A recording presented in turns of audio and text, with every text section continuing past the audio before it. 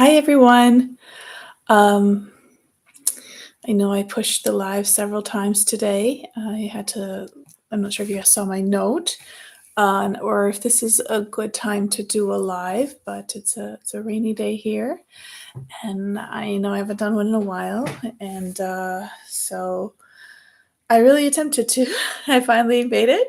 Um, and so, yeah, I was looking after my mom. If you guys didn't see the note, why I'm a little bit late in doing a live.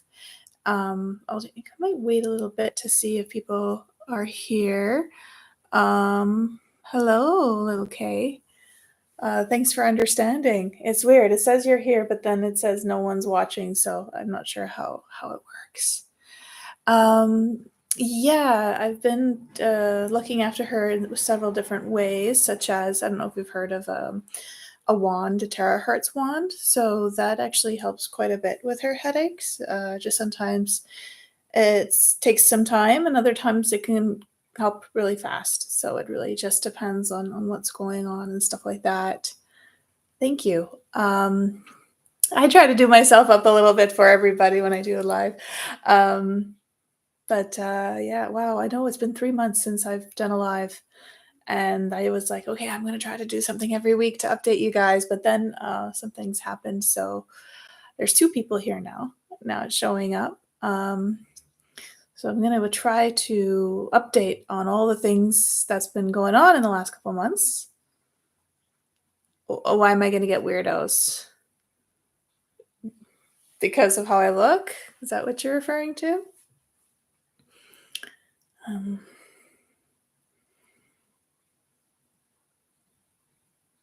anyway, so okay. So I was doing this last time I did a live, I was talking about doing a course and being extremely excited about it and the results and kind of wanting to share every day or every week the changes that had occurred and what I learned and my plans.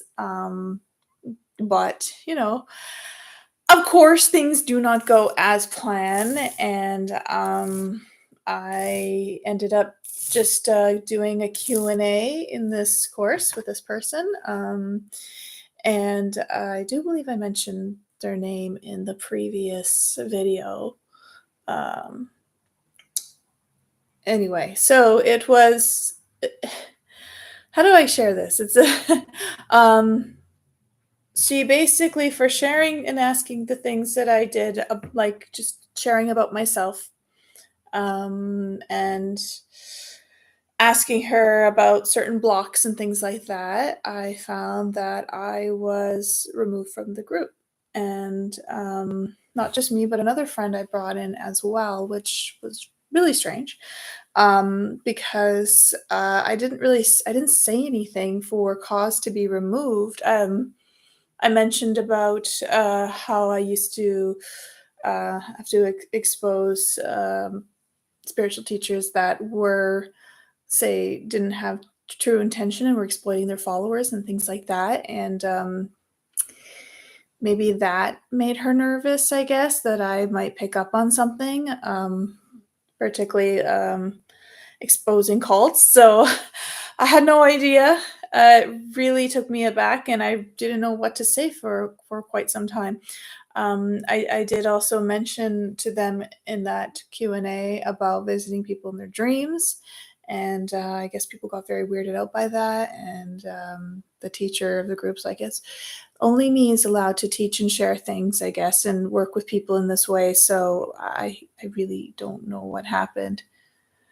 I don't like this though. Dumb female competent. I'm not competitive at all. I don't think about this. I think we should lift each other up. I think that we can support each other and that we shouldn't be trying to pull each other down. But it was like, I don't know. I really didn't know what to make of it for a while. I was in such a huge amount of shock, and I really honestly didn't know what to say to you guys as well.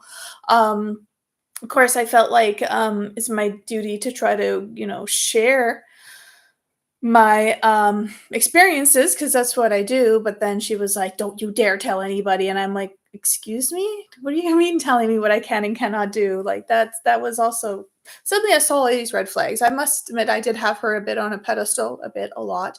um And, yeah, so that was taken right down, and you can kind of they start to reveal their true colors. I don't know how much I wanna get into this. You guys can ask me questions as well. I wrote quite a bit on my Facebook because that's usually where I'm the most active.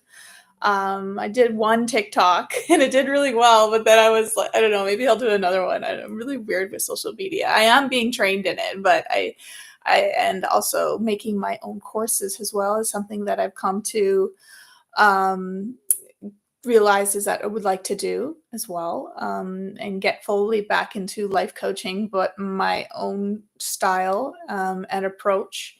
There's so many life coaches right now. It's really becoming a thing just being a digital nomad. And I was doing that like I mean, I became viral on Project Camelot before it was even a thing. Like there was no such thing as viral at that time. So and I was a digital nomad and a life coach and all that way before everyone else was doing it. So it's kind of wild now to see like it's just the biggest thing right now. And it took me this long to realize, yes, I do want to continue doing this, but how do I want to do it? Right now, there's AI to do everything for you, and I absolutely like. Even though I'm not the best writer, I make a lot of mistakes because my brain goes faster than my fingers, and autocorrect is not my friend. Um, I'm still somehow a writer, and I like that raw passion, even with videos and pictures and stuff like that. I don't like filters because it's just not the truth. I don't like editing too much because it's just not the truth. There's a raw essence and just an organic flow. Of course, it has to make sense. It somehow always does, even when I trip over my words. Totally, there's a lot of comments here that I'm gonna try to keep up with this time. What other stream were you on, Tone Deaf? Tony, if I remember correctly. Um, oh, are you talking about Lily K? Are you talking about Z Erstar? Well, that's good because I wanted her to talk about that, but she didn't. I mean, I gosh, there's so many things. People telling you, "Oh, I'm going to teach you how to be a millionaire, but you have to pay me a certain amount of money in order to be a millionaire." And I channel this uh, spirit goddess of money, and she's going to give me and you a lot of money, but give me more money, kind of a thing. And I'm always running out of money. Yet she claims to run a multi-million-dollar company, 2 of them. This feather is driving me bonkers. These are earrings, yeah. So that was another inconsistency. I think it's also with the team that's managing her as well was threatened by me. My friend was like, "You have a lot of, like, influence and pull," and they might have been jealous of that, which I'm just like, "Ah, that's so lame. I hate this stuff." Um, but yeah, there's just a bunch of speculation.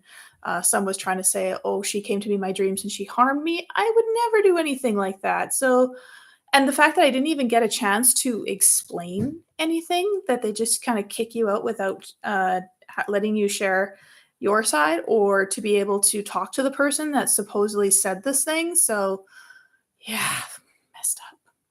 Disappointed because I believe the best in people, and I just wanna believe that everyone's still pure, and even though I keep coming across it, I have a hard time accepting it.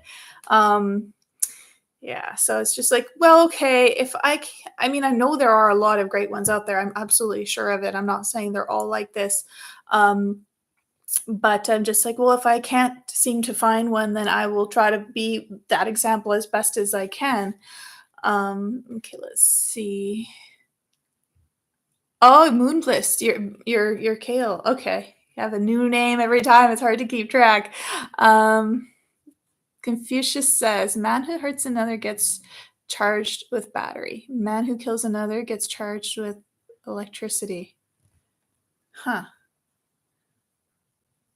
I've been doing so much at once. Y- Yeah, it's I've always been that way. I guess that's also why it worked really well with my job. I can tell you now the job that I was working on because I'm done that contract, and I've decided that I don't really want to go back and do that kind of work anymore because it is a matrix job, even though it's a cool job. But I did say I was working on a violent video game, and that violent video game is Mortal Kombat, downloadable content. So Yeah, I'm done with that. I'm done with working with them for the Matrix. I feel like I'm wasting precious time where I could be doing more important things. So but anyway, that job worked in that I was able to multitask, and I do believe we're doing that on the spirit realm as well. I know I do that when I'm dreaming. I know I'm visiting many people in their dreams and doing living many parallel lives, and can sometimes be aware of it, like having several tabs open on a computer and flipping back and forth, except it's more simultaneous. So it's a good thing, but not a good thing because I get all excited and into something, and then I get something pulls me away or distracted. Like, for example, I just did a road trip to the States and down to California to see the redwoods I've never seen before, and Mount Shasta, my second time visiting Mount Shasta. And also, I met up with a friend who wanted to meet me. We've been talking for since 2011, and she had a cabin. She took me to her cabin. She lives near Portland, Oregon, but her cabin was in Washington State, and right beside James Gilliland's UFO ranch.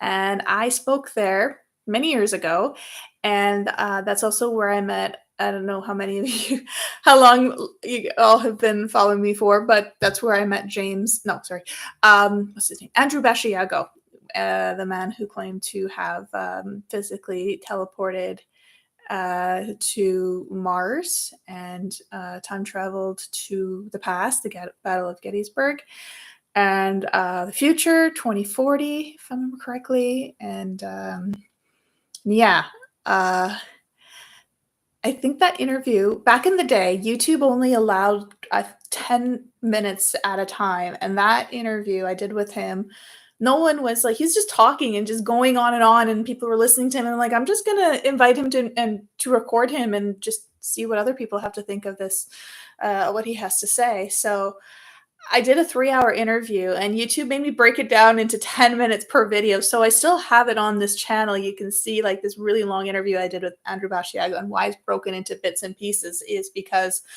of this long interview that I had to break up. So it's I don't know, part 35, part 4, or something like this. And that interview ended up getting him on Coast to Coast AM.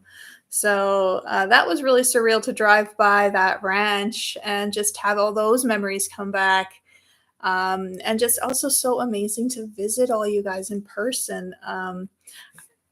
Just, even when I was traveling and living in other countries, you would always come out to visit me, and it was really neat. I sometimes even like and you've ended up, I know certain people who visited me out in Bali became a couple, and they're still together to this day.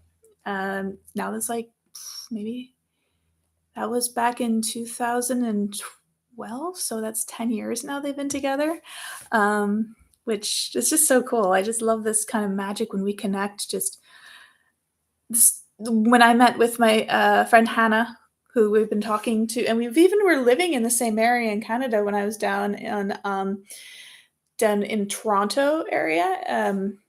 We were in the same area, but we never met up. But we stayed in touch all these years, and she stayed with me during the EOF days, and yeah, we finally got to meet up. She's really like adamant about us meeting up, and so I'm glad we did. We couldn't stop talking. It was it was great, but she had things to do too. But it was just nonstop, like just this comfort and familiarity and this warm hug of just like we've known each other our whole lives, and just learned so much from her and her amazing life and story. And yeah, even our differences didn't matter at all. We were just very complimentary towards each other and saw the parallels, and I just love that. So I am making plans to try to visit more of you. I'm excited to see how we parallel and what we can do together, how we can work together. Um, so going back to doing so much at once, yes, yeah, I do that, and maybe that might be a Sagittarian trait. We love to start many projects and finish none. But I'm working on that because it's annoying and I don't like it. I want to get things done. My hair's a little bit okay. So I that is a big thing for me to correct as best as I can, but also realizing that it is part of the I feel like I kind of stray off path is because I'm collecting these pieces of myself that I need to do my work to do what I came here to do, basically. Um, what was my first YouTube announcement feed? I don't know. Okay, let me scroll back up to oh yeah, the price of gold and silver. Yeah. No, that's a good thing to invest in. I trust that more than I do Bitcoin. Um, the way they let people go after it's okay. So you're talking again about my time with Z Erstar and her Erstar Academy and all these kind of things, womb container and so forth, trying to empower goddesses. It was really rough how they let people go. They didn't explain to them anything. They just kind of were just very, very disrespectful and inconsiderate, particularly to my friend who was more emotionally, unstable at the time, and they could have done something to harm themselves, and they don't care. They don't take any responsibility, and I just don't understand. Like, if you are encouraging everyone to speak and ask questions, but then it's really controlled, and it's like, oh no, but not this. You can't say anything like that. You can't, because I'm looking for a place where I could actually be okay being myself. That's also the reason why I started making videos to begin with, because it's just like, again, I can't find it. I'm just going to do it. I'm just going to share it because I don't know how to not be any other way. I just assumed other places were the same and they were not. Um, well, I was too serious when I read it. I'm sorry if that was a joke. I didn't know. Um, I'm glad you love Andrew. I haven't caught up with him in a while. I might reconnect with him at some point. I'm really curious to see what his predictions are about the future, particularly when we get to 2040. Um, yes, that's a very old interview, and that's what I'm saying. Like, that became viral. I became viral before viral even existed. So um, it's a bit surreal. It was weird. I don't know. I wasn't aware of. I'm but not surprised people were trying to make a joke out of Andrew Bashiago. Um, hello, Franco. Much love from Brazil as well. I am from to Brazil as well. I'm in Canada. A Project Pegasus, yes. That's also where I met Laura Eisenhower and Alfred Weber. Um, and what was his name? Brooks Agnew, who was charting a trip to the Antarctic, renting a big boat.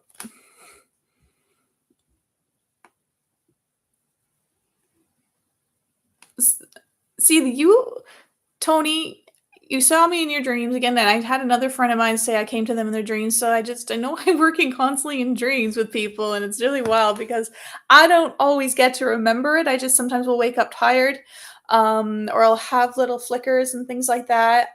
But mostly it's the other people that remember so clearly.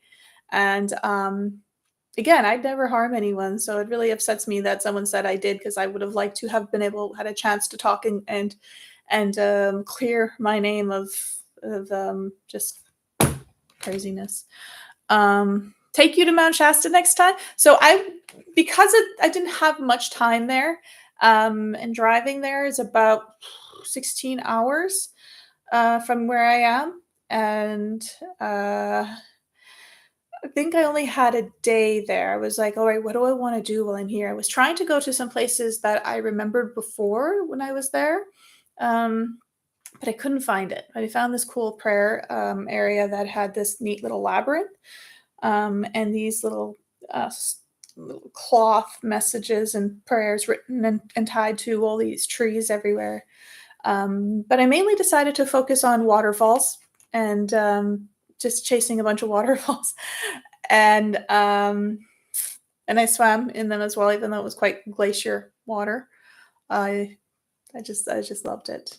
I just love the nature. I love the way you can communicate with water, how water is memory, and as just so much wisdom and so much to share. And um, particularly just I feel so refreshed every time. I mean, it's hard to get yourself in, but once you do it, it's just great. Cold dipping.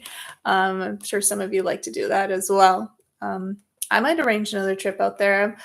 I'm working on doing workshops again as well, in different locations that I haven't that's something I don't think I shared yet with you guys.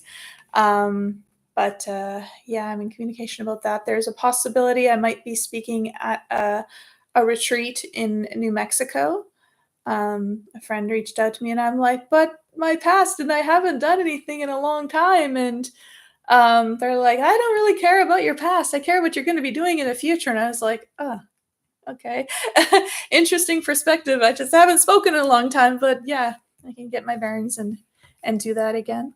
Um, so another one I've come to in your dreams. My goodness, wow. Um,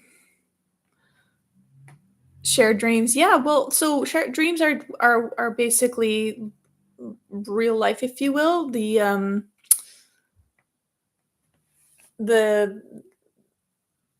kind of like how will I describe this? It's like waking life is when you're wearing a VR helmet, and we call that reality, and really it's the matrix. So when you take that helmet off, I'm pretty sure we're all in the same room together and working together and doing many different things, and we can get bits and pieces of that. The more we awaken, we'll realize that we'll be able to um, merge these two realities. Um, there's so much I want to say on this. I'm just trying to think how I want to say it because I don't have notes or point form here. I'm not reading anything. It's always spontaneous. But so I've shared this before about when we have nightmares. They're training ground for us to prepare us for our relationship with fear in the waking life. So if we run or hide or fight, that's not a good thing to do because most of the time we can never get away from the monster or whatever's chasing us, and we're in some sort of a limbo, and they're always stronger than us, and so forth. But also waking up isn't a good idea either because what tends to happen is okay if follows you into waking life. So now we're living this because so many people have been doing this collective living nightmare. So if we were to be aware in the nightmare, oh hey, I'm dreaming. They don't have any power over me. I can fly, I can do whatever. I can tell this thing they're not real. I can stop in the tracks and just all it needs is that realization. And that's what waking life requires too, except it requires us to do it collectively. But if you do it individually, that's when you start really being able to manifest and also quantum jumping. And I'm sure you might know what quantum jumping is. If you don't, it's basically being able to jump to your highest timeline. But I feel like we are going through so many different timelines. It's why it seems like we're living a lot in a short amount of time. And that's I've always said that every life we've lived has prepared us for this one in which we're living every single one simultaneously. So we're trying to merge and balance those lifetimes and integrate it, and collecting these pieces of ourselves to put ourselves together. Because our higher self, higher isn't not necessarily the right term. They're not higher above us. They're at this point um, where it's all the pieces of the self is connected and not um, disconnected or from space and time, basically. So we've been fragmented and fractured throughout space and time, and that's how we're in this amnesia veil, where we're able to be controlled and things like that. So um, let me just try to keep up with these comments here. I'll try not to read them out loud unless they're an actual question or something that's really intriguing. But um, yeah, we are sharing a space. So like I said, we're all in the same room, we're all working together, but like in this matrix of all about separation, we're all far away in all over the world kind of a thing at different ages, and I know that this, dream work bends that because I've visited people when, like an old man one time told me, "You came to me in my dreams when I throughout my life as a when I was a very young kid," and I'm like, "Well, I wasn't even born then, so what the heck is going on?" It just doesn't matter about space and time and linearity. It's just it has other rules that we are just starting to scratch the surface about. So yeah, we there's several times like we're just I think the movie the lab no uh, Avatar with the blue people, how they're in the same room and they're like discussing about being with the Navi and what they've learned from them and so forth. I think there's a lot of truth to that about when we're sleeping and dreaming and what's really going on. It's almost like the real life kind of a thing, and then we come in here to collect data and try to understand the problem and how we're going to free all these. Souls that have got trapped here in this thick, dense matrix. And these other races, or our complete self, are is trying to figure out as well how to get through to us. You can call that your guides or whatever kind of a thing. And they could also be maybe in the land beyond the poles as well. That it's interesting to think about dimensions and how that works exactly. I'm jumping a little bit all over the place, but in my brain it makes perfect sense, like it's all connected. And um yes, let's see here. Could it be the closest space nearest to waking life? Well, um the closest space is alpha brainwave and theta. So alpha is daydreaming meditation, and theta is the twilight zone where um, everything paranormal basically happens. So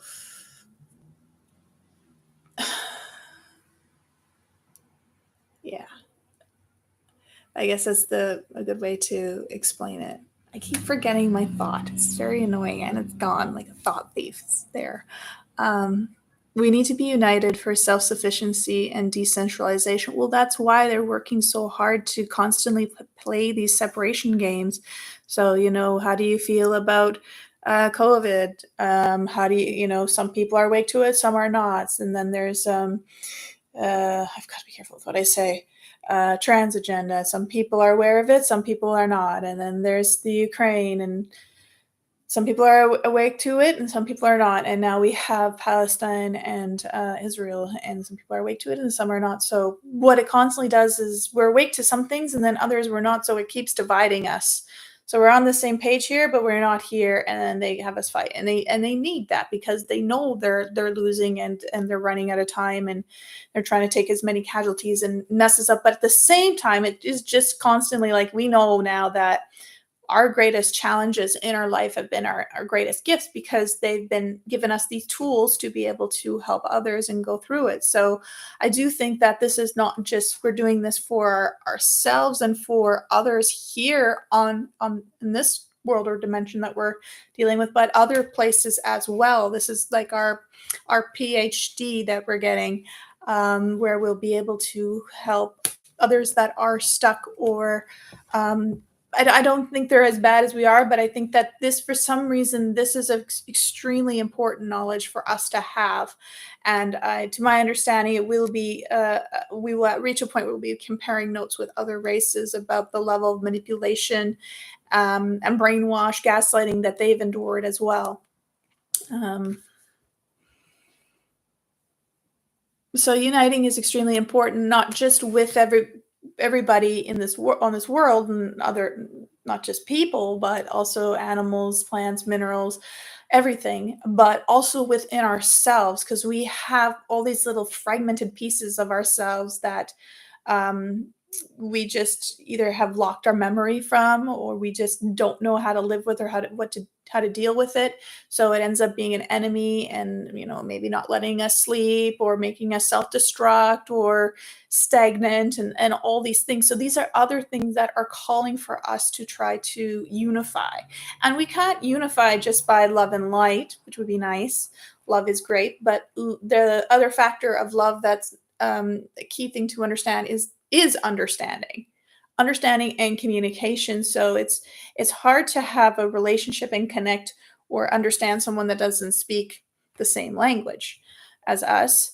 Yeah, we can try body language in other ways and kindness and so forth, but sooner or later there's going to be a misunderstanding, even just perception or whatever. It always comes up. So I'm using a different language example because when we have physical pain, that is and you guys have heard me say this before too, that is a kind of a language, but we don't understand what they're saying. So we just kind of medicate or numb or distract to pass the time because we're just so used to it. We've just sort of accepted it, but it's just this comfortably numb sort of state. So if we could just take the time to see what the body, what the pain has to say. Pain is not bad. It's a messenger that needs to be addressed to the right address. So this is another form of unification and why also, of course, we have all this physical stress within the body and pain. I mean, they are also constantly bombarding us with chemicals and crap nonstop. Um, and that's also something for us to be kind of savvy about. So, oh man, I'm going all over the place now, but I'm just going to go with it because that's the what the flow do we know, right? So I was also working with my mom on doing a parasite cleanse because my mother's had migraines my whole life, pretty much. She's had it now, I think, for 5 decades. So I became a healer because I wanted to help my mom with her migraines, and turns out I could help everyone but her. And so I still just haven't given up. I feel like there's so many things out there that we just don't know about that we need to learn more about as well. And it's not on me to be able to heal her, but that doesn't mean that there isn't other healers or other things out there that we're just lacking in understanding right now. So I was sharing on my Facebook, and I don't know if I shared in my last live about doing parasite cleanses and how important it is to do that. However, I didn't know that it's not fruitful or it can be all in vain if you do not first tackle the heavy metals in your body. So the body is able to remove these parasites and heavy metals, but the problem is we're constantly saturated with it too so much so that like no sooner does it deal with it than there's another huge pile dumped on its desk, right? Or just imagine a conveyor belt sped up. So that's and heavy metals and parasites are basically in all of our food, our air, our water, um, everything we touch, everything we interact with. Like we're just, it really, we have to give the body a chance to have a fighting chance to get rid of these heavy metals. So this is something that I've learned about lately as well. And so once I started to do that with mom, we are having better results with her migraines finally. But the problem is there is also when the body has had these toxins for such a long time and we've gotten used to it, when you start to tackle it and you start to correct the body from these old patterns, then it has a healing crisis. Much like when we do acupuncture, it's sometimes the pain that we're going for is worse as it backtracks, but then it gets better and better little at a time. It's kind of like that. Not so intense, just like I said, she's doing a lot better. I've been wanding her with the terahertz wand, and I'm not sure if you guys have heard of that. I can talk more about that later, but she had a migraine at 2:30 a.m. and I wanted her for about an hour and a half, and it brought the pain from a 10 to a 7. And then I came back at 11 a.m. and I did another treatment with the wand for about an hour and a half, and it brought the migraine down from a 7 to a 5 to a 3 to a 0. So it's working, but it's just old habits die hard, and, these parasites fight hard because they've been in control for a long time. I mean, it's not a coincidence that our leaders of the world are very parasitic as well, right? I mean, it mirrors it. Of course, they're giving us parasites and trying to, have that compromise and take over our mind and think for us. But our whole world is our leaders, everything, the way everything's run is very parasitic as well. And so as above, so below, as within, so without, as without, so within, basically, the more we also work on cleansing that too, then I feel that that will reflect in our world as well. As we're seeing interesting things here in Canada we never seen before, where people are council is removing their mayors and things like that because they've overstepped and gone too far, and people are losing their trust in them. Now it's not like that they've gotten rid of the mayor altogether, just certain sections, but still that's something unheard of. That hasn't happened before. And I like to believe that's a good thing and signs of us all doing our inner work as we're all slowly waking up and realizing who we are, what we came to this planet to do. And it's not easy. It's not easy to awaken from this hundreds of years of manipulation. Like, they've been manipulating our great grandparents. There's been propaganda for such a long time. So I understand why we are also seen and as genetic royalty here on Earth, and why we're admired so much and in awe of how really incredible we are.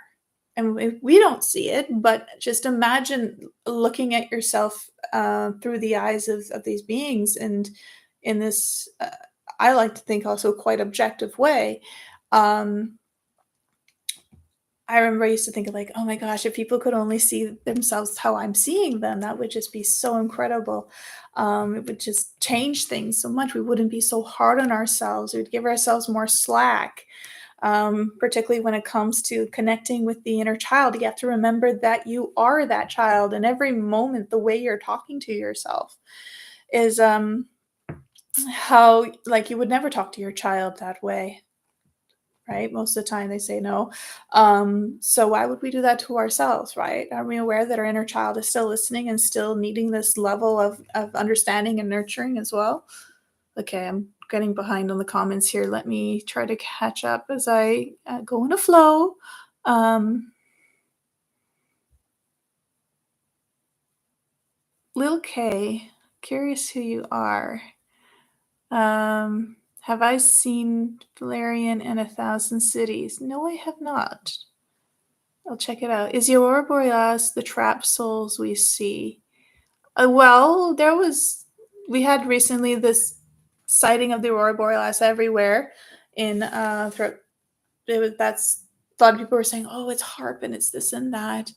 I personally believe that it is just these frequencies coming through on the planet, kind of a thing, and I feel like it's upgrading us and taking us to another level. It's hard for people to see this spiritual evolution that's happening, particularly when we are aware of the dark side in their agenda, and that's a good thing. But at the same time, they like to take away something that is a beautiful gift and compromise it and say, "Oh no, that's harp, that's this and that."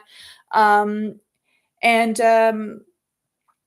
Yeah, I just think that, like, that's what they can do, is just take that away from us or make us turn it into something of a fear base. Is I wasn't there to physically see it. I tried to. I guess I was driving home late at night that time with a friend, back to my from my friend's ranch or something like that.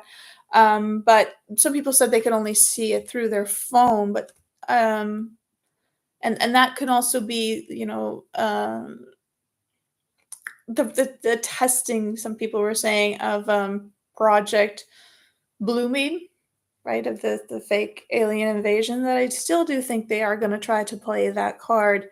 um, and maybe it could be seen as a test, but I just don't. I just know that, like, the frequencies that came from it, the amount of acceleration that humanity had got from it, It's like a boost in a video game, kind of boost her up. But I mean, our perception, right, tells us can tell you other things. People can try to ruin that. Um, I'm glad you guys are all getting it. Yes, we're all connected, and that's why it's so neat, and that's why I really would love to come out and meet you guys in person and just continue that because it's just sure, it's the States is beautiful. I did also go to, the Oregon coast and, ride, the in a dune buggy on the out in the sand dunes, which was absolutely amazing. I've never done anything like that before, and quite scary too, because you just we're going straight down uh, yes, and you have to be careful not to flip over and all of that. But yeah, so those things are beautiful. The redwoods are amazing and absolutely love talking to those trees and hugging them and just being in their presence and made me want to like I've written so many poems about trees and my connection with trees and just this is the best. Like I so as much as I absolutely love going and seeing this beautiful world, I wanted to go down to Yosemite, but you need more time. And also reservations and everything is just getting more and more touristy. Um, and I still really want to see the Grand Canyon, and I probably will do a road trip for that one as well. That'll be my fourth time to Arizona, where finally I get to see the Grand Canyon. But as much as I like all that, I like the most is connecting with you guys because you guys are pieces of myself and I guess I'm a piece of you, which is why have this close knit bond, which absolutely fascinates me. Of just this amount of love and appreciation we have for each other that comes about when we are looking in each other's eyes and holding each other. Um, like I just was so amazing getting to do that with my friend Hannah. She just hugged me and hugged me. She couldn't stop hugging me, and I just like you mean so much to me, and you've done so much for me, and I'm just like I did. I'm just existing, but like that is the best. That is something that I haven't done in a long time, and not only can I will do my best to try to visit you guys and know you're all over the world, but I'm also putting this invitation out there. If you want to come out to Canada, you're welcome to come stay and visit me. Just shoot me a private message, and we'll see how we can arrange something. I've got a decent amount of space in a spare room, if need be, if you don't mind 6 cats and 2 dogs. Yeah, let me know because it's just the things that come from these interactions um a lot in the unsaid as well, but it's just for me it's another sort of an upgrade in the game as well. Recognition, realization, such as doors and triggers opening and activating us to other levels. Like we all hold pieces of ourselves with each other, through each other. So like I say, a mirror represents the blind spots when we're driving, right? And we need mirrors, which can also represent other people to help us see around us what we cannot see. Others help us do that. And so, just all these pieces of the puzzle that Hannah had for me, and just ways how she's lived her life and the things that she's realized, and, willing to help me in whatever way as well it just really touched my heart so much and it's so excited about co-creation and why my that's also so important to Anastasia. It just makes so much sense because this is again with lucid living, it only works when we're working on a collective scale, right? Not individually. There's a reason why we didn't come to this planet alone and it's the only one, or that can be a perception because really we're all each other in, different bodies and forms and cast of characters basically. But we do need to see ourselves as the hero in our life, the star in our life in a non what's that, narcissistic way. Um, because something I also said to Z, and I guess she didn't like, is your success is my success and my success is your success. Like, it should be everyone else's success. When we are successful, we should be lifting each other up, not threatened and competing or whatever kind of BS happened there. Um, I Oh my goodness, you guys are really writing a lot today, and I'm glad you guys showed up even though I kept pushing it. Again, not on, like I said, not on purpose. I was looking after my mom, so I had to. Uh,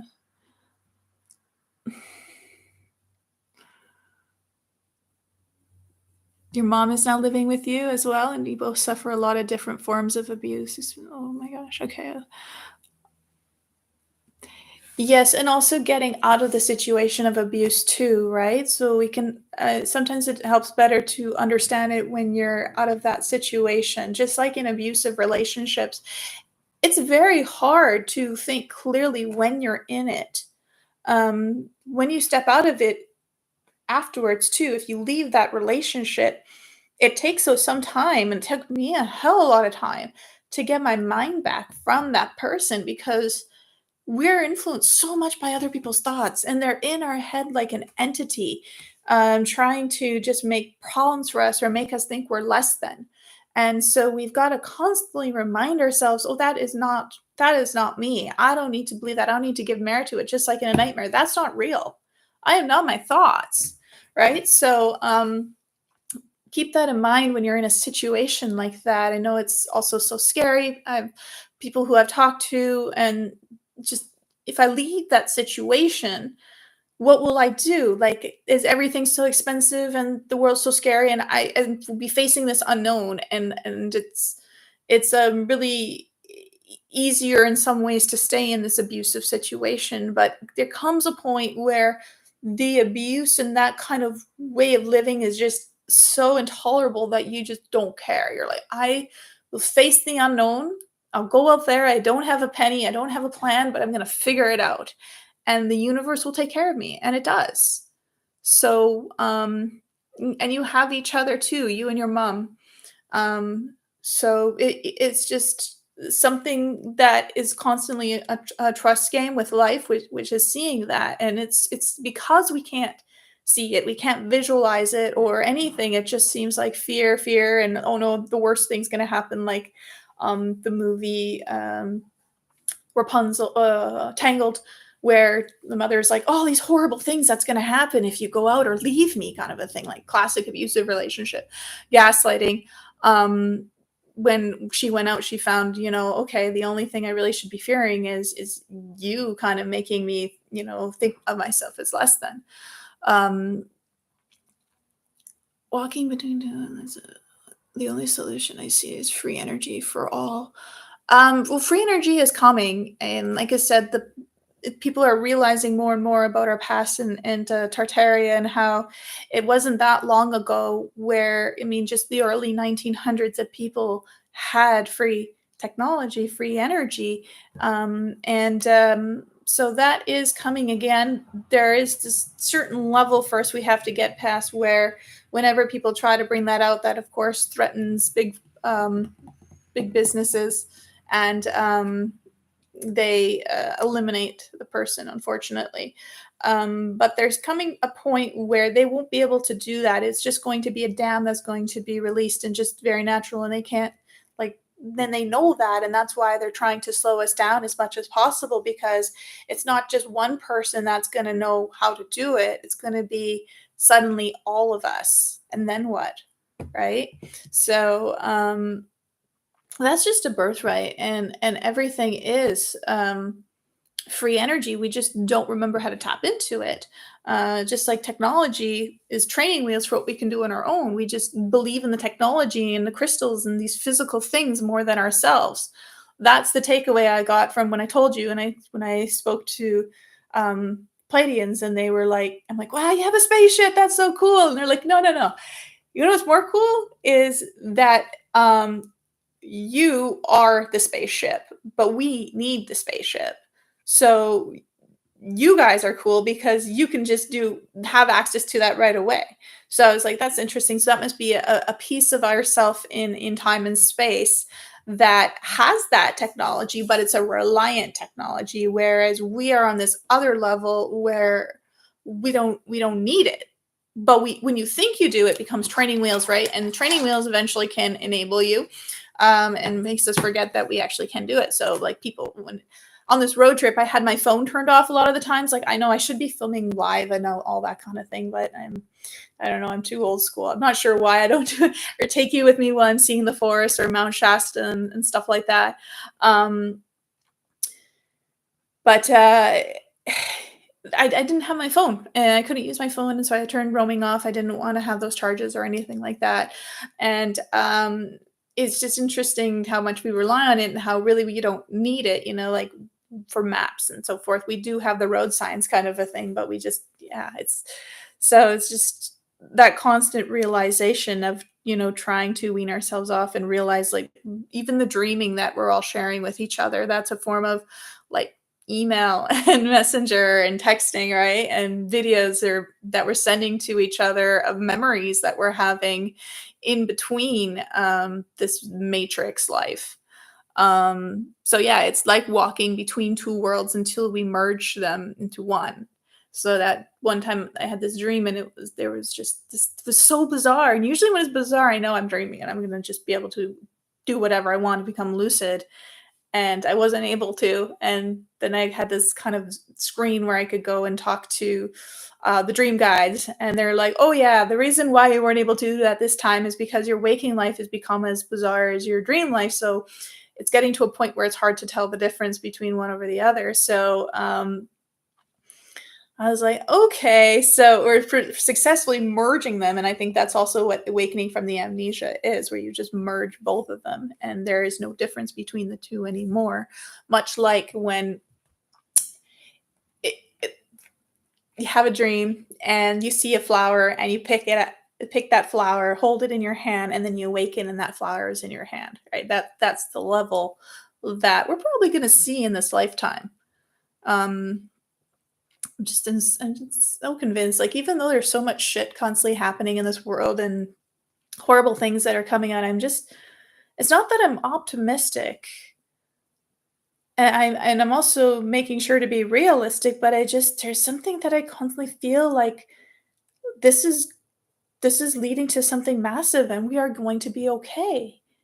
And even though it's hard to have the evidence and everything, there's just this strong feeling and drive. So I keep going. Of course, I have my doubts and insecurities and like, oh God, am I crazy to be so optimistic and positive about this? And it's just like, no, this is a truth. This is true reality that's been taken from us. Sold this counterfeit reality. Um, of success and of love and of all these archetypes. Um, okay, let's see here. That was a long response to what you shared there, Daniel. Um, Demonetizing as well with the money system. I think that there is something like we can't barter for everything, particularly for large things. Like you can't do 500 chickens and 20 goats or whatever for a property or whatever. So I think that the money system can be worked out and used in a way where it's not destructive.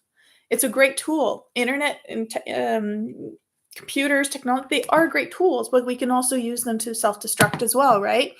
Um, or control and enable and so forth. So just being mindful of that. Like I do see humanity being able, like the meek will inherit the earth. It's a Bible term. But basically what that means to me is that the humble, the teachable, the non-corruptible, if they had money, they would do the right thing with it. That they would help heal and liberate the world and not look for self-gratification or these like fall into all these agendas that are out there with charities and so forth. Because the money is like an entity as well, and it has a consciousness and it has a say and it wants to, after a while it can't stand being used to just constantly destroy the world, right? this is something also I get from Anastasia is when there's just that chapter that she has about the billionaire just wanting to help make bring as much, spaces of love and giving people as much land as possible to grow and be self-sufficient, right? So and I talk about this in such a visual, clear way because I've seen it. I've seen it in the future, and, I think that people need to do the same thing. That's why the, film industry is so, and even books are is adamant on constantly making this dystopian future reality for people, Orwellian. They want people to visualize it. They want people to see on the news, this horrible thing happened to this person. This is going to happen to you, and we visualize it. So it's like a trap, constantly to pull us down into that frequency of attraction without being aware of it. Um, crap, I forgot about that. So that's something to keep in mind that it's not unrealistic to have these beautiful visuals for the future because we're creating it. We're creating it for ourselves. We're fighting these other timelines that are saying, "Oh no, we're screwed and everything's going to be destroyed and there's nothing we can do." Like was telling someone about my trip to the States and they were like, "Oh, the States is a write off." And I was like, I love the States. I thought it was just amazing energy. I love that the opportunity. I love that they have everything there. I love that there are so many awake people. There's no one awake. I'm like, there's so many awake. Like, how do you not see that? Every people I talked to were like aware of what was going on, and so it's this that's what I'm just so excited about is having people like they're realizing things and truth is just such an onion with so many layers that we get to this point where we realize like in the dream they have no power over me like the Wizard of Oz like I have the power all along like the labyrinth you have no power over me um these key realizations to where we can then break free and manifest the reality in the future that we were meant to have. That was our birthright. Um,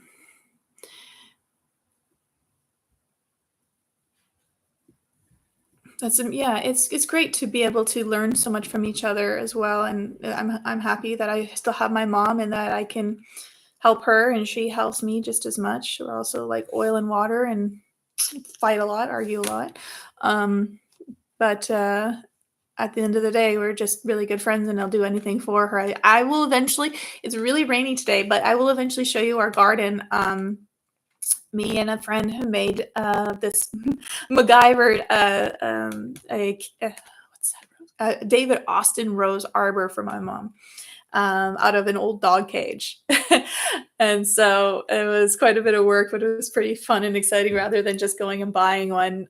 So I'll show you that. And I mean, it's going to take years for it to grow and be like all over. But then I'm going to also hoping that the roses are going to wrap all around the balcony as well too. So on a sunnier day, I'll come and give you a tour of the garden. We changed a bunch of the layout and things like that. So I'm excited to show you everything that and new things that we're growing this year as well. Um, Morphic resonance memory, the heavens of nature. Connection through the morphic field or the ether. Yeah, we are memory habits of nature. So water is memory. Water is also a hologram. So I talked about if you take an image of a hologram and cut it up into millions of pieces, and you take a tiniest piece, that tiniest piece is still going to contain the whole. What's exciting about that with water is that if you take a little tiny drop, a raindrop, and put it in your hand, like that is a hologram that has all the memory of everything. Like it has the bigger picture in there. And that's what scientists are starting to finally realize, which is absolutely amazing. And also linking it with synesthesia, that color has a sound, has a smell, um, and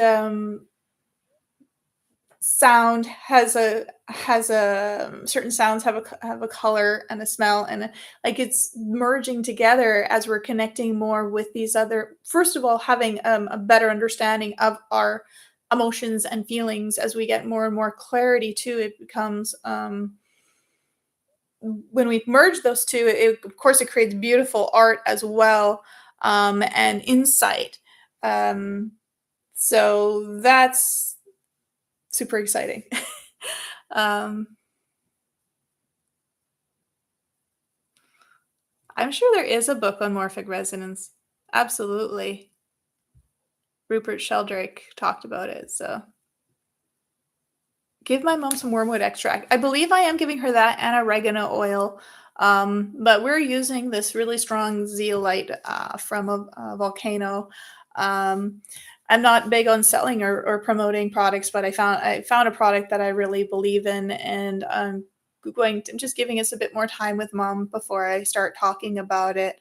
Um, but that's really, really helping her, and I'm just yeah, there's so much, again, things again we don't know about that's out there to help us, and I hear about people who are really sick 30, 40 years ago, and then I think about people being really sick now. It's like this is really the best time to be sick because it ends up we discover things that we didn't know as alternatives for healing. And again, there's so many things out there. I had this realization because of I had a good friend that got had came down with this really bad case of cancer, to the point that it spread throughout the all the bones and throughout the whole body. And they were visited by the Grim Reaper, who is that person that comes to you and says, "You only have 2 weeks to live."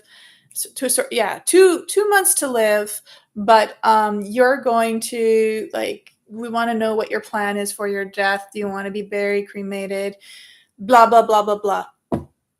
Oh, an organ thing. Taking organs here is a big thing in Canada right now, or forced organ donation. At my phone, I realized it had this emergency setting, and it immediately had set to automatically take my organs. And then if you hit no, it's like, oh, you don't want to help others, but they don't tell you. I don't know if I'm going to be banned for this. It's a risk. That here in Canada, because it's a big business, they don't tell you that you're actually alive when they take your organs, and that you're frozen in this state where they just completely paralyze you, so you can't scream or show any of the pain or anything like that. So the same thing with MAID here in Canada, assisted suicide. They say is very ethical and peaceful. It's anything but. They're frozen, so they can't show what horrible pain they're in while this procedure is being done. The MAID procedure is being done like drowning from waterboarding from anywhere from a half hour to 24 hours, which is absolutely torturous. And they don't tell you these things. So this is why I'm absolutely not for any of this. And I don't like that if you're not aware of it, you automatically consent to it. So there is a form somewhere online that you have to sign to automatically refuse this. And of course, again, they guilt trip you again, like, oh, no, you want to save lives and all that kind of stuff. So if you're Canadian, keep that in mind. And if you want information on that, let me know and I'll send you the links. I'll have it somewhere so you can opt out of that BS. Why was I talking about this? What made me think of this?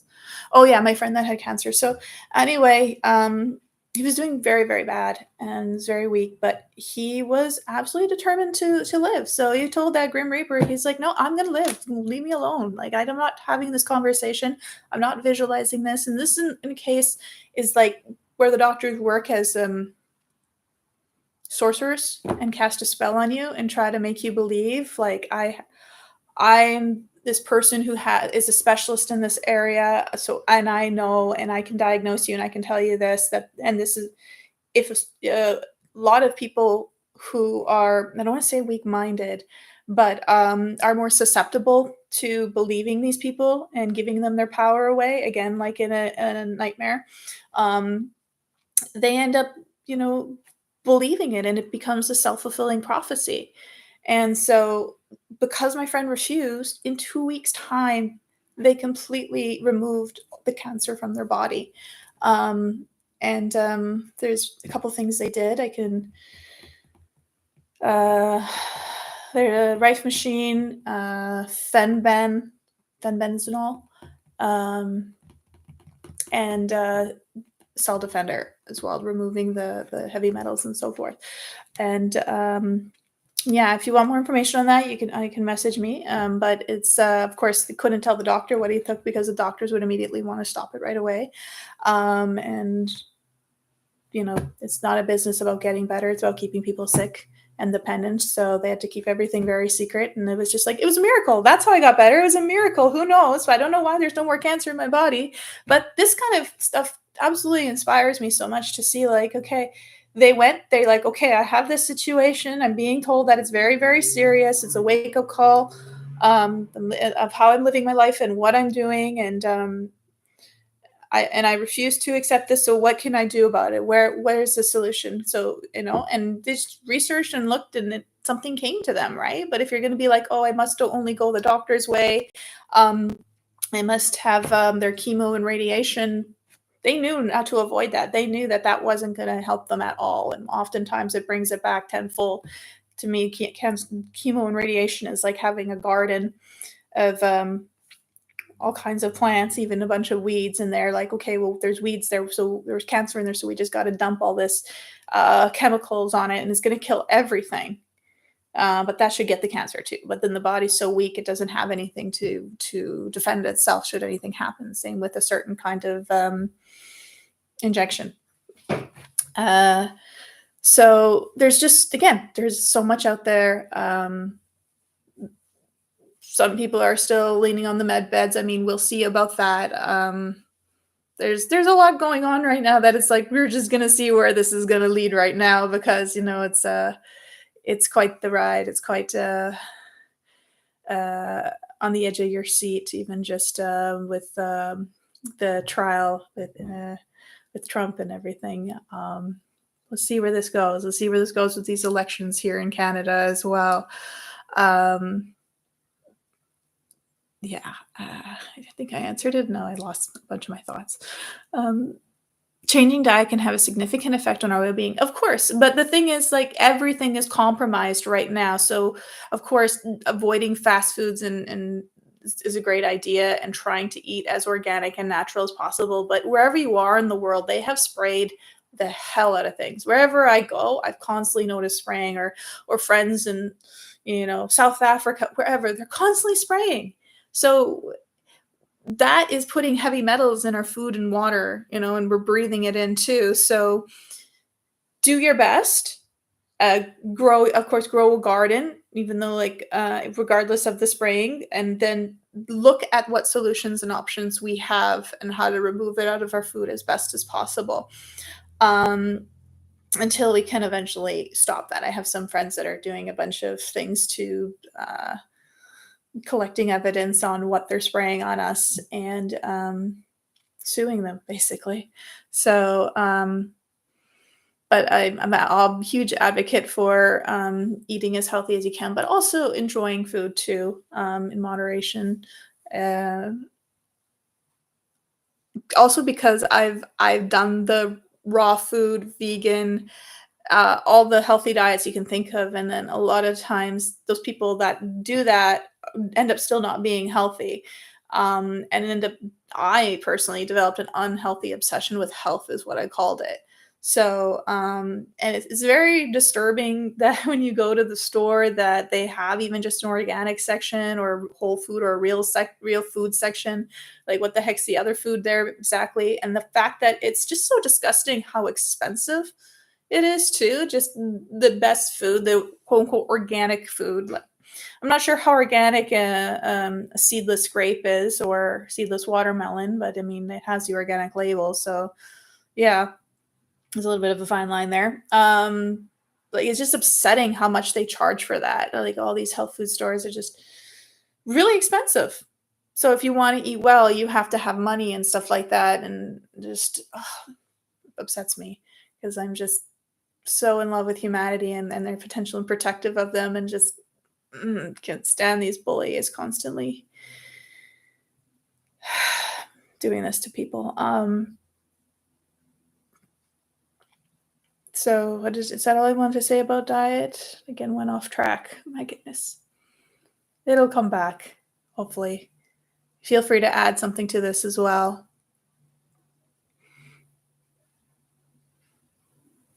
No worries if you missed my greeting, you can come back and watch it. I'm trying to get into it right away, not kind of uh,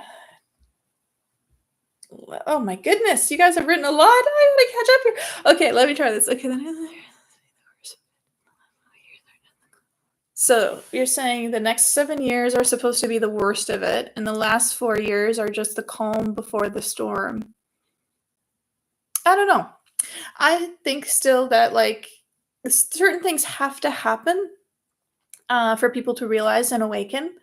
But I don't know if I want to subscribe to it's got to get worse before it gets better. And even so, um, the pandemic has been a real like challenge for a lot of people, but people who are um, spiritually, awake, light workers, it was one of their best times in their life, like where things started to fall through, like come together like never before. Sorry, so dyslexic. um, so meaning like they ended up finding like my friend that I visited, she's like, through COVID was where our business really took off, and that's when I met my soulmate, and all these like amazing things happened in the last few years to people that are awake. So for so many, it was an end, and for so many, it was like, wow, I need to rely more on myself. I need to step more into my power. I need to change my story. I need to become the author of my story rather than constantly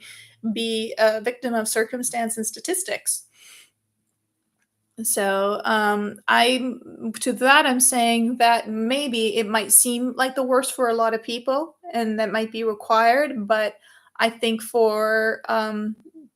that's also more motivation to want to work on your frequency and be, um, honest with yourself and all the things that we don't wanna see, so we can be as awake as possible, like waking life, wake you know, um so that we can let's soften the blow or experience a different reality. Now, some people might call that 5D existence. Maybe it is. It's just another way to kind of explain the shift in frequencies that are happening. Though I think everyone's going to get there. Touching trees is good. Well, that's what I did with the redwoods. Touching trees, touching water, communicating with it. Um, Nothing like tree therapy. The negative ions, man, it just makes you feel amazing.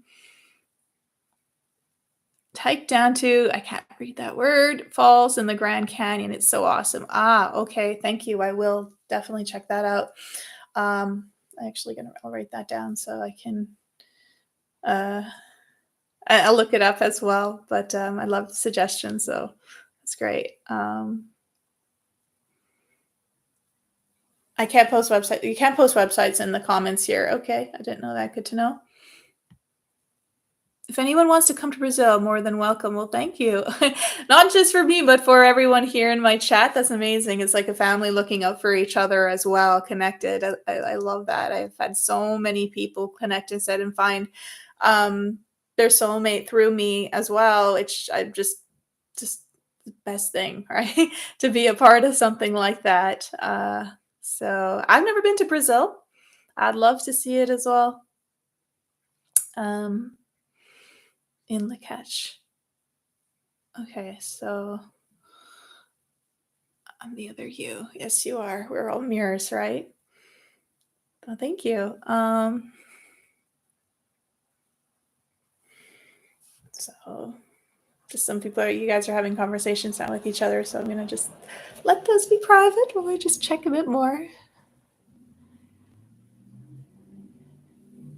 We are like just passing through life, so we don't get too attached, but in some ways we are attached to the potential. Like we can be objective to our story and our character, but we are attached to a bigger picture of the journey that we're all on. Um, that so all the souls are co-collaborating on, right? And just refining our soul through time.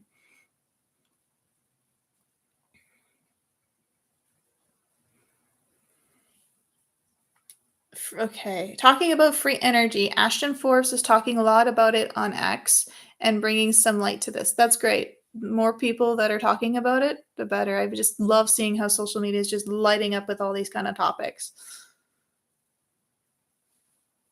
Arizona. When you come here, make sure you look me up. What part of Arizona are you in? Yeah, we're gonna be okay. We're gonna be the reasons to help make it be okay, like that quote, "We are the ones we've been waiting for." I love that.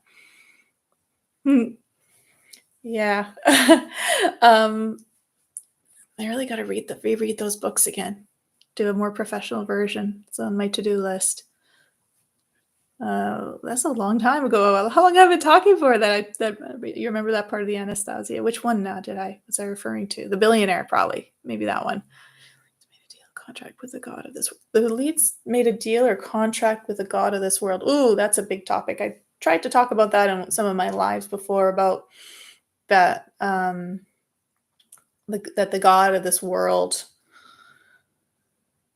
um might not be like, or let's say the God of the Bible is probably not the God that has our best intentions in mind. And yes, this is the agnostic side of me coming out, and research on that. Who Alex Collier also really promotes a lot of the Gospel of Thomas and the Apocalypse of Adam and the Apocalypse of Thomas as well. Missing pieces that's been removed from the Bible that really reveal more about what the heck happened there and how upside down and twisted it is to the point that we're in this inversion perversion reality where everything's the opposite, nothing's what it seems. Alice in Wonderland. When you want to make sense of the world, stand on your head. So yeah, they might be the elites might have all the money and power, but they're just the most like fear-based, saddest existence, and it's all like counterfeit and empty and not worth it. Like, and it's never enough, which is why I need to take everyone's money. I need to raise tax. I need to do this. I need to do that. Right? It's just you'll own nothing and be happy. Like we'll own everything and won't be happy either because we don't even know what happiness is. They don't even know what happiness is. So yeah, a lot to unpack there. I'm not sure if I want to go into that today because I don't want the video to be too long. The mission is paradise on earth, or as I like to call it, birthing heaven on earth, because it rhymes. Birth heaven on earth. Yes, when I speak of the monetary system, I mean it's not the money that's wrong. It's a corruptibility of the price discovery model. We can thank the government and Wall Street for that. Well, that's another form of religion, another form of God, right? And just this constant idea of lack, and telling people that we don't have enough for everyone. There's a lot. There's enough food for everyone. California grows like 70% of the world's food. That's just a small area of the world. There's like it's just ridiculous, these stories. I just can't stand it. Um, so like this corruption has to just and it will be stopped. And because the whole point of all of this is particularly with our star family, another that are watching us from afar here, but not so far, it seems, um, are very fascinated with what we're going to do and how we're going to live once the dark ones are removed from the planet. Um, and that's a very interesting question. If you've been brainwashed your whole life and it was revealed to you that you have been controlled by this group of people, and they're the reasons that you've been enslaved the way you have, and now they're gone. We've removed them. What will you do? I like to ask people all the time when mostly in one-on-one conversations, if money wasn't an object and you could be doing anything with your time and energy, what would you be doing? How would we be living life? Would everyone like if I like to think about my little town, it's a small little town and farm town. And I always think about like what if we all just stopped what we were doing, stopped working, stopped going about our grind or whatever's going on in our life and just been like, okay, you know what? Let's all work together. There's this problem going on right now. I can't do it on my own, but let me ask the neighbor and that neighbor and the following and everyone on this block and street and everyone in this town if we could all work and solve this together because sooner or later it's going to affect us all, right? And then we won't have anything. So, like, I just keep seeing things like that, and now imagine that on, like, to my understanding, Canada and the US are going to merge together. So, because I love the US so much, I was like, "I wish I was American." My friend's like, "Just walk through the border in Mexico and you will be." And or marry someone here. So, uh, but at some point, they will merge together as one country. And I don't know if that's also the case with South America, Central America, and so forth, and all the other continents, that they're all just going to be one, or how exactly it's going to work. Because, like, we're going to be at a situation. So I just want to take you guys into a visual of the future where these assholes are removed from the planet, and now we're just like, okay, now what do we do? What are all the problems we need to tackle one at a time? How do we make this all right? What do we do with these people? Do we execute them? Do we lock them up? Do we transmute them? Do we give them love? Do we rehabilitate? Like, we're going to have to think about all of this. We're going to be at a situation where, and that's why I want people to just not only be aware of it, but just start playing with it right now and visualizing it right now, because um, this is what we're being prepared for, and it's absolutely an alchemical process as well. Like I talk about that, if we're coal, there we go, a piece of coal, under extreme heat and pressure, the cabal, becomes a diamond. So we are on this alchemical journey to becoming the true treasure, which we are the true treasure. Not the money, not all the stuff outside of us that we think is wealth. We are that treasure. Everything's within us. Um, we have everything we need to solve whatever we have. That's why I also like to say in all my letters, messages at the end is, thank you for you being you. We are the answer to our prayers, because we were given everything we need to solve whatever. Explore also each other too, but we're giving a brain, a heart, hands, and it's up to us how we want to use all these parts and energy that we have, right? So that's, I guess I indirectly am giving you guys homework. So I want you guys to just take some time to meditate and think about what you would do, how you see your town or your country or community or city or whatever. Would we destroy high rises? Would we say we don't need these because they're making us think there's not enough places for people to live and we need to build up? Like they're trying to make that the case here in my town, farm town, and I'm like, well, we could take some of the acres of farm that's growing some GMO bullshit, and we can build a bunch of like cul-de-sacs rather than these 27-story high rises, which is unheard of in my town. And this is a bird sanctuary area. Like, what's going to happen to the birds and all the nature here, right? So, oh, there's a tree dancing in the background in my window here. I see. That's how windy and rainy it is right now. And it's supposed to be sort of almost summer. Whatever.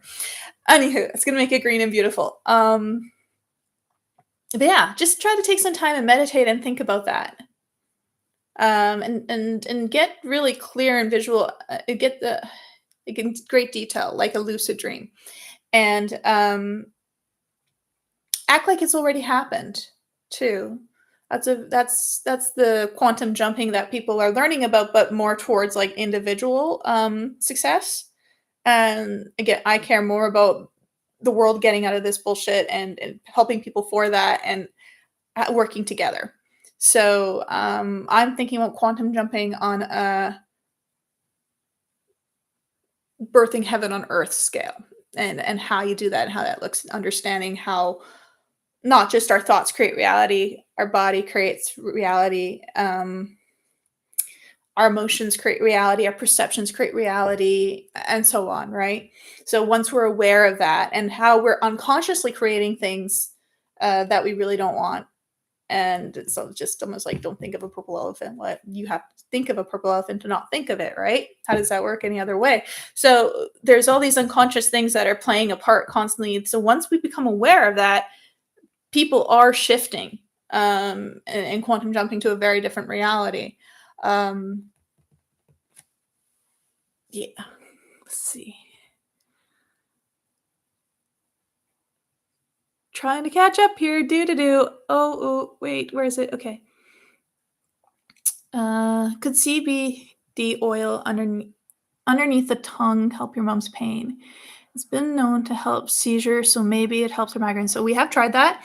It absolutely does not work or help at all for her. It actually makes her worse. I don't know if it's psychosomatic because she's just not a fan of any of thing that could be also alter your consciousness in any shape or form. She's very old school in that way. But I am also not a fan of it myself either, personally, because I feel like I've taken it for pains of my own sometimes, and I found that, well, in the past, not so much now at all. It kind of just numbs it and makes you like it's still there, but it's not such a huge um, focus, basically, because it's just kind of in the background now. So to me, it feels like it's not really addressing the root, and why that pain is there. It's not listening to it again. It's not hearing the message that your body wants to tell you. It's just numbing it, kind of a thing. So yeah, that's definitely there. It helps a lot of people, and that's great. But for us, it's just not something that seems to help us. And I think again that when we're looking at help, we have to look at the root of it, and we have to also look at the communication factor. Zeolite is amazing, and another person for CBD. Yes, zeolite is amazing. It depends on the source of it, though. How it's. I understand it's from a volcano. So I guess there's a way to get it in a more pure way without it being, I guess, corrupted. It can be corrupted pretty easy. I'm just learning about the processing of zeolite.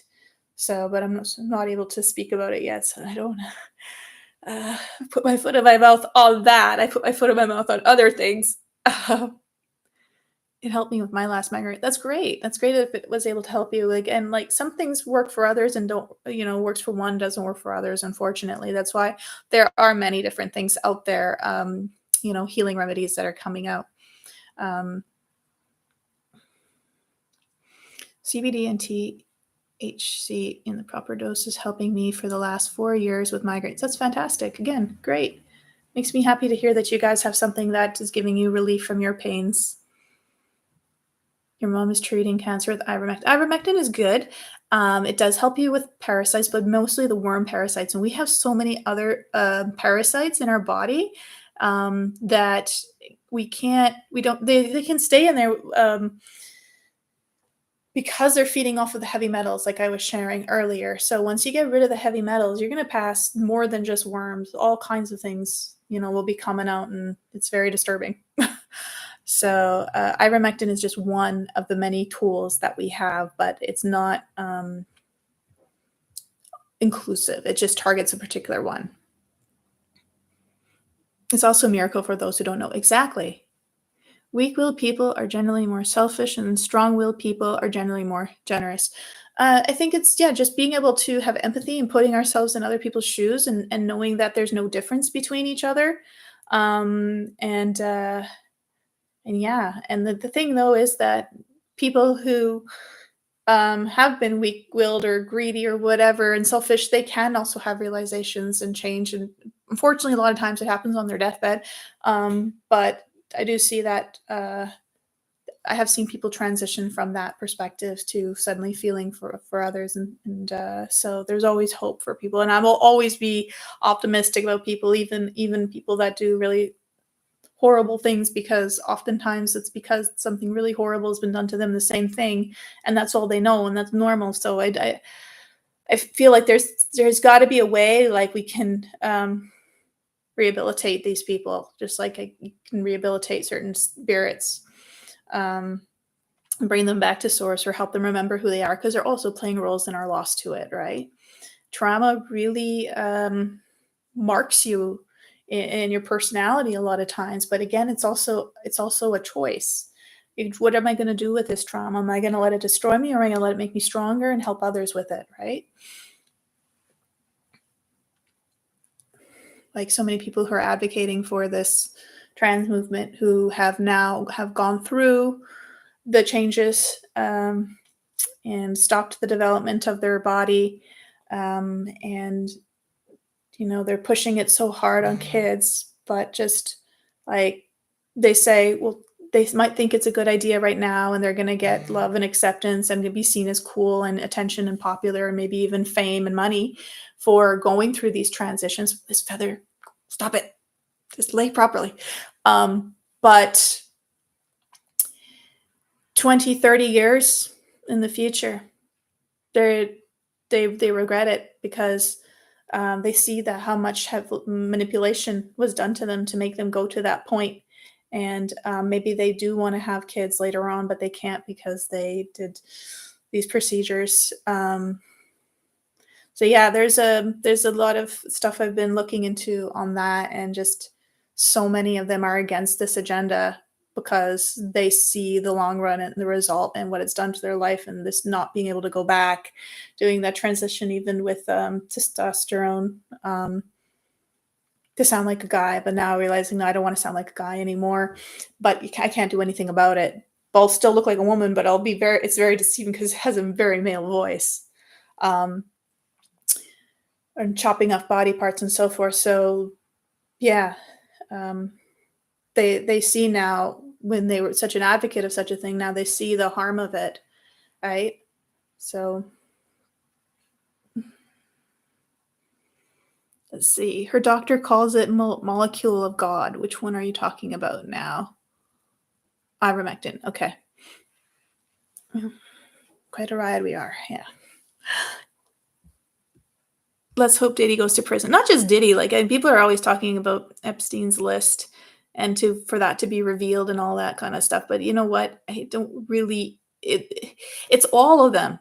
Whether that list, like there's so many other islands, they're all in cahoots with each other. And like, was Diddy even on the list to begin with that we know of? I don't think his name was there, but he's one that's coming out. Like again, this is the revealing of the all these things that these people have tried to hide for such a long time is just coming out, right? Um, so particularly the huge trans of celebrities, how many of them are have been trans all along, and we have no idea that they all play it like the opposite sex. Well, they're actors, they're playing characters, but that's a lot to talk about. I talked about that in the previous video, I believe, and then I went quite a bit on my Facebook. My friends like, it's a little too much for people to process right now. Maybe back up from that. So if you are interested in learning more about that, I do have a bunch of videos and links and stuff I can show you on that. Um, that will make you think. It will awaken you to another level. Let's put it that way. So yeah, just message me if you want, if you're interested in that. Carnivore diet is good. Again, to a degree, in extremes. Is that Key from The Gods Must Be Crazy that you have as your photo, Lark Stream? That's my favorite movie. Yeah, I mean, there's a huge debate with that. So the way I explain it right now is like, so is first of all, there's so much torture done to animals and suffering of a life, and then we're eating that suffering as well. So in that way, like, and they're our family, and it's like, how can we eat our family, right, and pieces of ourselves? But then again, people who are vegetarians, they don't realize that vegetables scream when we pull them out of the ground without asking permission, and it's just done in like, I'm growing you, you're mine to do what I like, and I'm just gonna not ask permission. I'm not gonna bless. I'm not gonna consider the consciousness or the offering that you're giving or anything like that. If you want to give it, if you're ready to give it, I'm just gonna grow you and manipulate you with chemicals and inject you with all these things, make you look like how we want you, like a perfect piece of fruit or vegetable or whatever.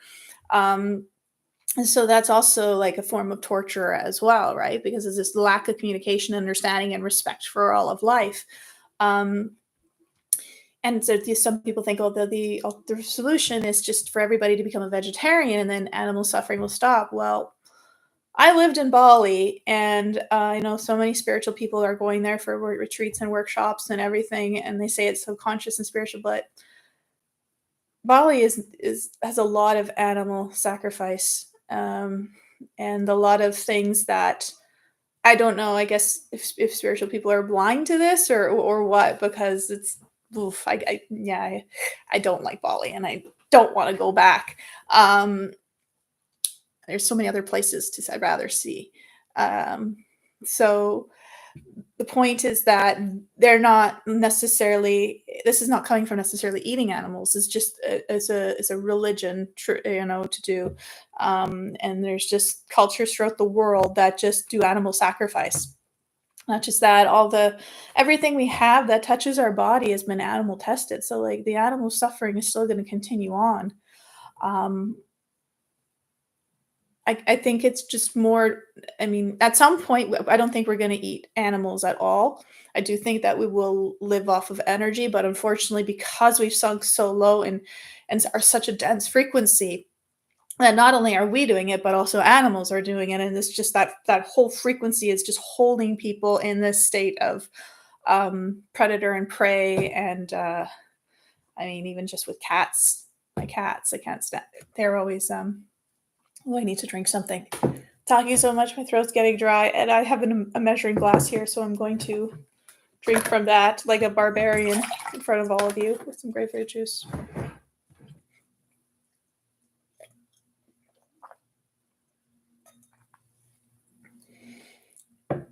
My cat's torturing and killing little, or not even killing them, like mice and birds and whatever, just playing with them, but like horrendously.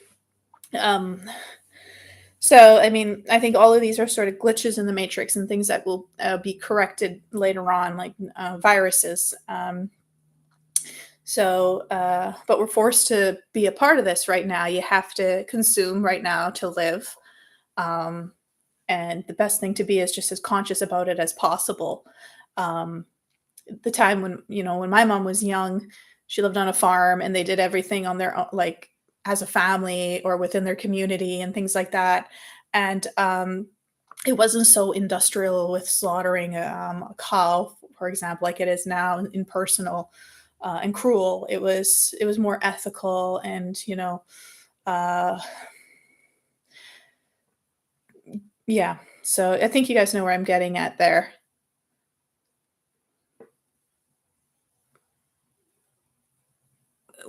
Part in the comments, Jessica. By the time you reach this far out of kilter, oh yeah, I know because I go on, and then I try to read the comments, and then I get caught up in something else, and then I come back, and I'm like, oh god, this is such a long time ago. But I still like to try to respond to everybody's comments.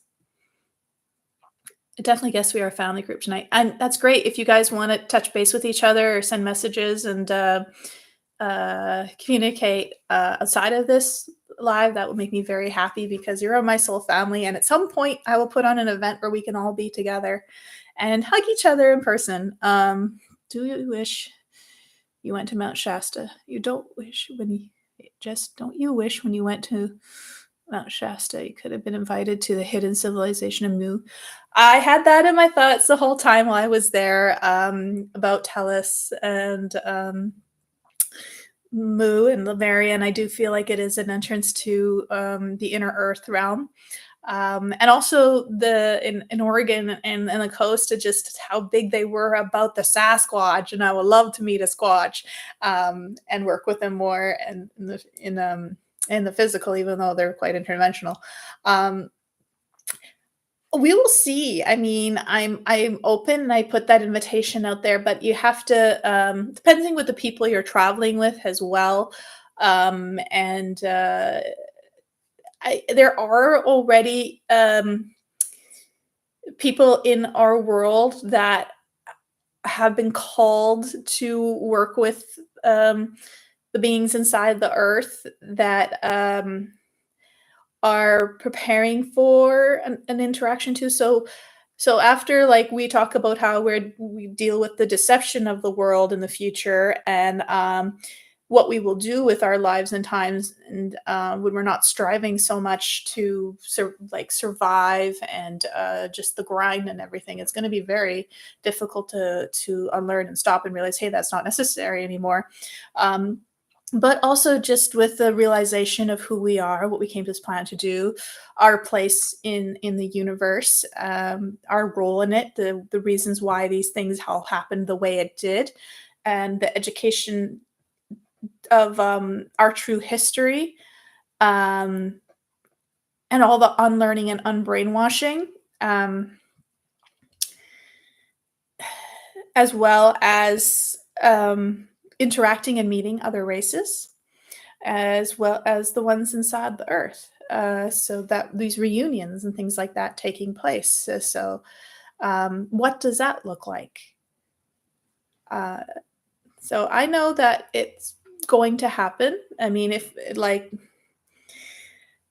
I just sit in that energy and I can feel them there and I can see it it's sort of I mean, I get so much visions and dreams and things like that where it's almost like I know that's actually happening, that's real, and then there's that the matrix self, that personality self that's still, you know, stuck in its limitations as well, and we fluctuate between these 2. So it's not like it didn't happen. It's not like that memories of that won't come back to us, or even when if you're in Mount Shasta, or even not, you might have astral traveled there, right? To and ended up in the inner Earth. So yeah, again, this is just another thing that it would be cool if I could have that happen and, like, the conscious and I can fully remember everything and I can be like, "Oh, hey, I had this interaction. Um, I met a squatch," or whatever, right? But it's inevitable. That's just basically how I see it, like, we're going to see everything, so then it's, like, preparing people as well to be able to see the spirit realm, being able to see, nature spirits and, everything in between. Um Power down in the Phoenix area. Oh, wow. You have a power outage, but you're still somehow able to be on my live with me? That's great. That was supposed to Oh, you're in Phoenix. Okay. All right. Phoenix, Arizona. I have some friends out there. Um, you also feel drawn to the US. Lily K, send me a PM later. I'd like to talk more with you. Um, I'm curious where you are. Yeah, the US is amazing, amazing energy and potential. And if you think about the world and the influence it has from the states, um, like the whole Western culture, like wherever you travel in the world, like whenever I travel, I'm always just like imagining what it would have been like 100 years ago before it was so westernized. But like they all know of the movies and the TV shows that came from there, and the politics and the history and everything. It's just shaped the world so much that it's just hard to imagine the world without the US. And yeah, I'm just in admiration of them and how much they are, how strong they are, and how much they are, fighting, and the free states that they have, and just the beautiful weather, and just the so many different things that they have to offer. It's just like I gotta keep doing road trips and exploring more and more. There's so much to see and do there. Um, did end up in a few sketchy parts of town as well, but I didn't know that until I was like after it, like, oh, okay, watch out for that. Let's see here. Only God creates. We are creators in training, so we definitely are also creating as well. Um, darn about CBD oil. Yeah, I know. It would have been great if that would have worked. Work for those poor families who work for a bowl of rice, like government people swap in places. Yeah, I'm well aware of that too, and how rough it is. It's like I get it. I've been homeless as well. I know what it's like to have nothing, and to see like these people. Just I want them to realize like homeless people, they're royalty. The cleaning lady that's cleaning the toilets, and like some McDonald's or whatever, they're royalty. They're so amazing. They have this great potential, and they've been like told they're nothing and they're not worth anymore, and all these things. Um, yeah, taking care of the symptoms and not the cause. That's something I touched on earlier. Money in Canada is quite.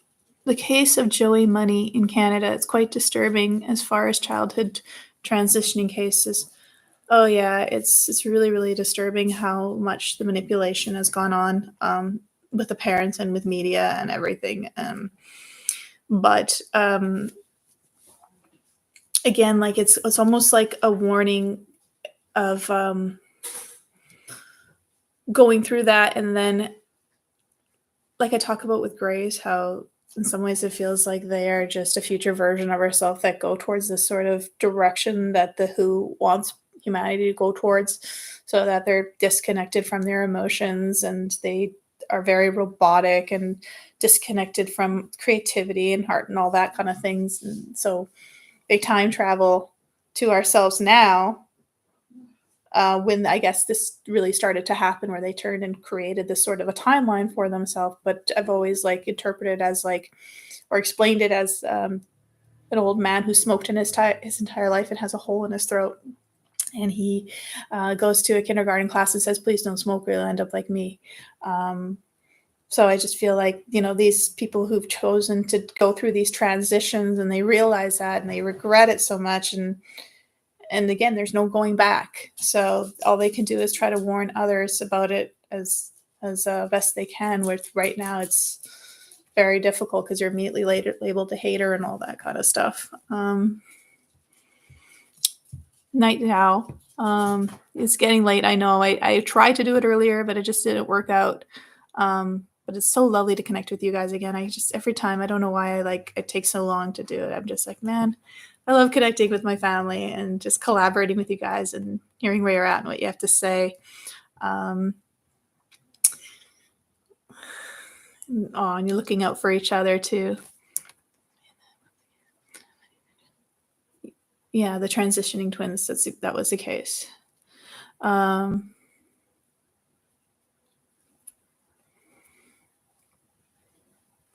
Okay, everyone's saying to good night to everybody, so maybe I should wrap it up rather than have like a 3-hour long live or whatever. I think I covered everything I wanted to cover, but it just went in a totally different direction than I thought. Um, Expectation versus reality, I guess. But thank you so much for you guys being you. You're just amazing. I'm so grateful and so happy that you guys are here with me on this journey, and for all your support and love. And like I said, please message me, reach out. Let's find a way to meet up and collaborate in whatever shape or form. I'm looking forward to hearing from you all. Let me just quickly check here. Says a rhythm of Christ will come again. Okay. I'm not going to talk. I've talked about this many times. How I feel about this. These are religious traps. We are all Christ consciousness and all God. And what if, rather than waiting for a savior, we all embody that realization and become the savior for ourselves and each other, rather than being told of a standard and operating out of a program. You want 3 hours? You can call me and we'll have our own private chat. How's that? Yes, about versions of the future we should project. So that is my punishment for government to swap with modern slaves.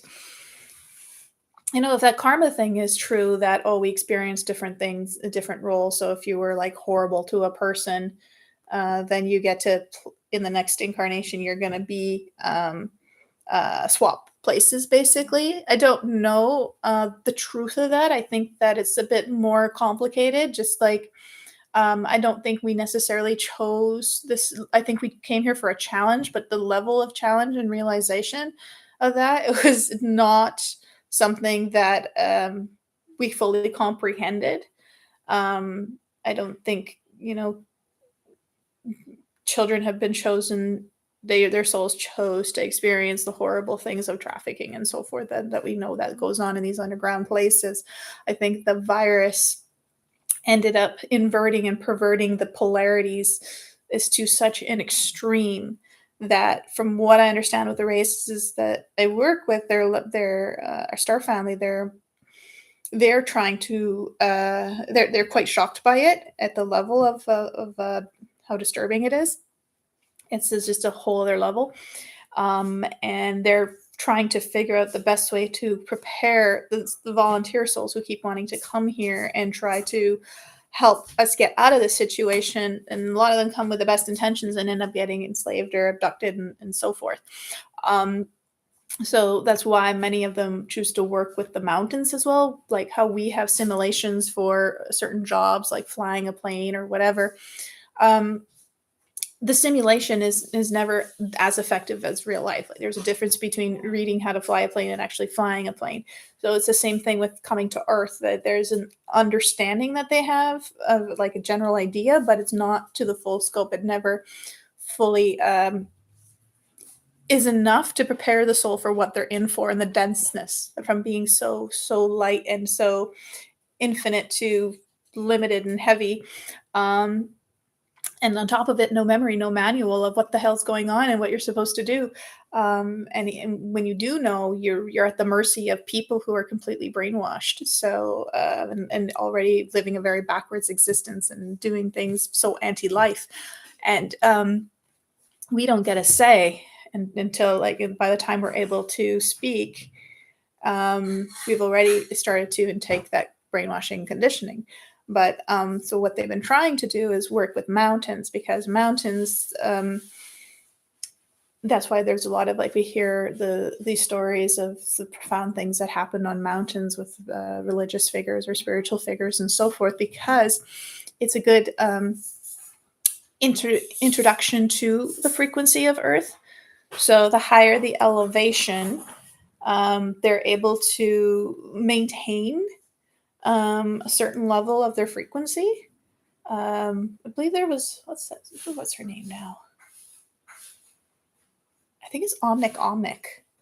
That is claims to be from Venus and was born on a mountain or dropped off on a mountain top, and how she was interacting with these like monks and beings who understood very well about Earth and what's going on, kind of a thing. And so they were every year they would bring her down the mountain a little bit and a little bit more and a little bit more, so that she could get used to the frequency and how dense it is here on Earth.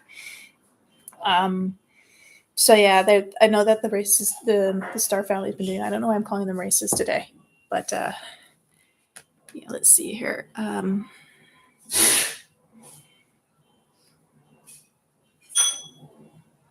How do you not recognize the picture? Well, I mean, yeah, it's kind of surprising now how people do not recognize or see what's going on. But again, we're all at different levels, and we have to remind ourselves of that. We have to remember when we couldn't recognize it and why we couldn't recognize it, and so forth.